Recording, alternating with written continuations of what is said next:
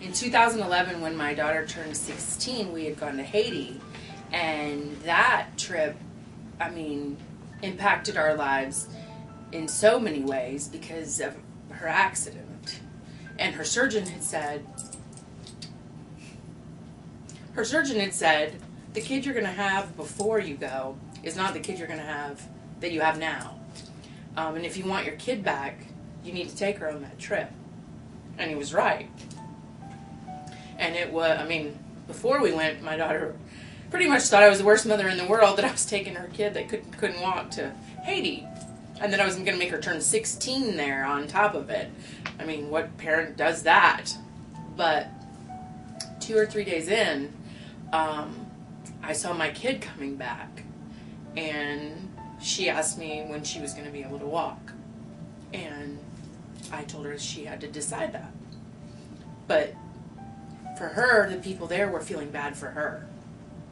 And all she could think about was the operating room that she had, and the medication that she had, and the hospital bed that she got to lie in. And all these people went through so many similar things, but didn't have any of that.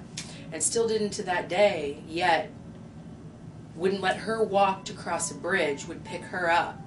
And they might not even have pants, but they couldn't stand seeing her struggle. And so that for her was a real grounding thing of, wow, I need to be thankful for everything I have. And for me to see the change that it made in her, I will forever be changed. I'm Kimberly. I'm Jason. And we went on the 2013 Nicaragua Living Water International trip. And as part of the trip, we had done the Dave Ramsey Financial Peace thing and gotten out of debt before we went, and we saved up $4,000 for the trip. And then Jason went to the dentist and got a $4,000 dentist bill. So we were very discouraged, but we think God is in the details. And we knew that this was a trip God wanted us to go on. So we prayed and we trusted, and we had no idea how we were going to be able to go, because we knew we needed to obviously take care of Jason's teeth too. But we knew we wanted to go, and that God was calling us to go. And then the next week we got an email from the church saying we were eligible for a scholarship, which would pay a third of it. Part of the scholarship, though, was we had to write letters to tell people about the trip and to ask for help, which just goes against every grain in my body. When I left home when I was 18, I decided I was going to be independent, and I was never going to ask anybody for help. So it was really, really hard to write letters to people and ask them for help. And I think God sometimes calls us to do things that aren't our strengths, and so that He can be shown through His glory. And I never knew what leads me a path of righteousness for His name's sake means until this trip, because I didn't want to ask for help, but we did. And lo and behold, lots of people really wanted to provide for this mission trip. And actually, a lot of people say they don't have the time because they have young kids, but they really wanted to help us with the trip. And we ended up raising more than the amount that we had for the trip, so we were able to provide for missions in Africa too. And God has just blessed us abundantly. But it wasn't.